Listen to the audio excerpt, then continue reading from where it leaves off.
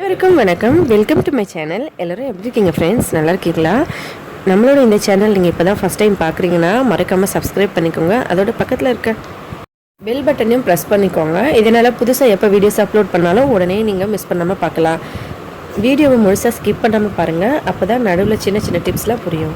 இதில் அடுப்பு மேலே ஒரு கடாய் வச்சுக்கலாம். அதில் சால்ட்டு உப்பு கொஞ்சம் சேர்த்து நல்லா சூடு பண்ணிக்கலாம். இந்த மாதிரி கலக்கி விட்டு ஹை ஃப்ளேமில் வச்சு நல்லா சால்ட்டு சூடு பண்ணிக்கணும்.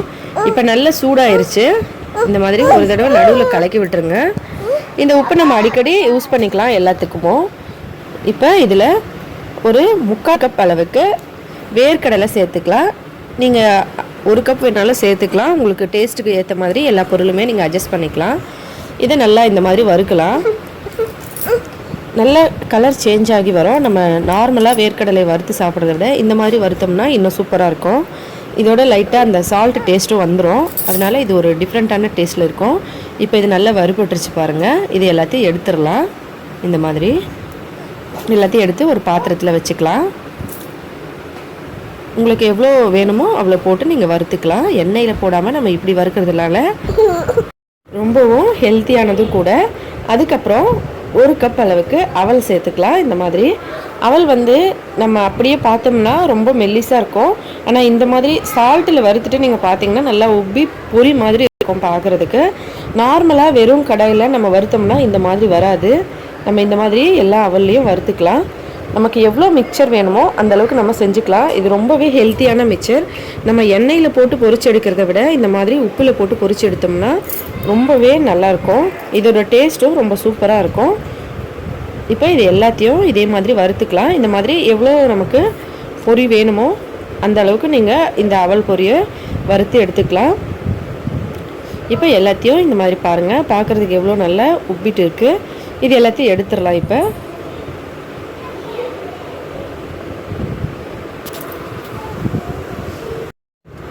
அதுக்கப்புறம் இதில் கார்ன்ஃப்ளெக்ஸ் சேர்த்துக்கலாம். இந்த மாதிரி கார்ன்ஃப்ளெக்ஸ் எப்படி ஏற்கனவே எண்ணெய் இல்லாமல் வறுக்கிறதுன்னு சொல்லி வீடியோ அப்லோட் பண்ணியிருந்தேன். இந்த மாதிரி வறுத்து எடுத்துக்கலாம். நம்ம கார்ன்ஃப்ளெக்ஸ் வறுத்துட்டு அதில் ஒரு பீஸ் இருந்ததுனால முன்னாடியில் அவலில் அதோட ஒரு பீஸ் சேர்ந்து வந்துடுது, கொஞ்சம் தேஞ்ச மாதிரி. நம்ம எடுக்கும் போதே எல்லாத்தையும் இந்த மாதிரி வறுத்துட்டு சுத்தமாக எடுத்துடலாம். இந்த மாதிரி சல்லடையில் எடுக்கும் போது உப்பெல்லாம் நமக்கு சலிச்சிட்டோம்னா கீழே கொட்டிக்கும். மேலே நமக்கு அவல், வேர்க்கடலை, அதுக்கப்புறம் இந்த கார்ன்ஃப்ளெக்ஸ் எல்லாமே மேலே வந்துடும். இந்த மாதிரி போட்டு நல்லா வறுத்து எடுத்துக்கணும். நம்ம அவல், வேர்க்கடலை, கார்ன்ஃப்ளெக்ஸ் இது மூணுத்தையும் எவ்வளோ வேணுமோ அந்த அளவுக்கு வறுத்துக்கலாம். இது மூணுமே ரொம்ப ரொம்ப உடம்புக்கு ஹெல்த்தியானது, எல்லாருக்குமே தெரிஞ்சிருக்கும். இப்போ இது எல்லாத்தையும் எடுத்துடலாம். இது மூணுத்தையும் எவ்வளோ வேணுமோ அந்த அளவுக்கு நீங்கள் வறுத்து எடுத்துக்கலாம்.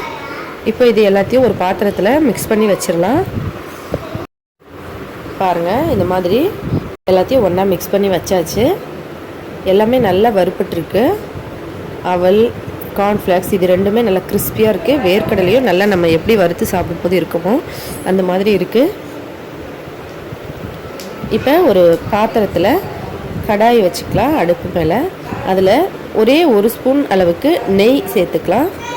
நெய் சேர்த்துட்டு கொஞ்சம் கருவேப்பிலை சேர்த்துக்கலாம். அதுக்கப்புறம் காரத்துக்கு ஏற்ற மாதிரி மிளகாத்தூள், மஞ்சத்தூள். அடுப்பை சுத்தமாக ஸ்லோ ஃப்ளேமில் வச்சுட்டு இதில் சேருங்க.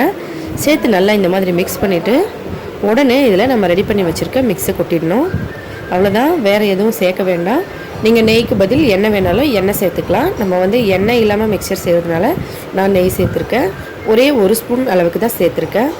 நீங்கள் எண்ணெய் வேணாலும் எண்ணெய் சேர்த்துக்கலாம். இப்போ இதை நல்லா மிக்ஸ் பண்ணிடலாம். இந்த மாதிரி எல்லாத்தையும் ஒன்றா சேர்த்து எல்லாத்தையும் மிக்ஸ் பண்ண அப்புறமா இந்த மாதிரி தான் இருக்கும் பார்க்குறதுக்கு. பாருங்கள், எவ்வளோ ஹெல்த்தியான மிக்சர் நமக்கு ரெடி ஆகிடுச்சு. நம்ம இதை உப்பில் வறுத்துருக்கோம். ஆனால் டேஸ்ட் நம்ம எப்படி எண்ணெயில் வறுச்சா இருக்குமோ அதே மாதிரி தான் இருக்கும். ரொம்பவே டேஸ்டியாக இருக்கும். கண்டிப்பாக ட்ரை பண்ணி பாருங்கள். ஒரு தடவை செஞ்சுட்டு நீங்கள் டப்பாக்குள்ளே போட்டு மூடி வச்சுட்டு 1 மாதம் வரைக்கும் எப்போல்லாம் வேணுமோ அப்போல்லாம் எடுத்து சாப்பிட்டுக்கலாம். டப்பாவை நல்லா டைட்டாக மூடி வைங்க. அதுக்குள்ளேருந்து எடுத்துகிட்டு மறுபடியும் மூடி வச்சுருங்க. அப்போ தான் அந்த கிறிஸ்பினஸ் அப்படியே இருக்கும். ரொம்பவே ஹெல்த்தியான மிக்சர். நீங்கள் எண்ணெயில் செய்கிறத விட இந்த மாதிரி செஞ்சால் ரொம்ப ரொம்ப ஹெல்த்தியாக இருக்கும். கண்டிப்பாக ட்ரை பண்ணி பார்த்துட்டு எப்படி இருந்ததுன்னு சொல்லுங்கள். இந்த வீடியோ பிடிச்சிருந்தால் லைக் பண்ணுங்கள், ஷேர் பண்ணுங்கள். மறக்காமல் நம்ம சேனலை சப்ஸ்கிரைப் பண்ணிக்கோங்க. ஹெல்த்தியான ஃபுட் சாப்பிட்டு ஹெல்த்தியாக சந்தோஷமாக இருங்க. இந்த வீடியோவை பார்த்த அனைத்து நண்பர்களுக்கும் மிக்க நன்றி. வணக்கம்.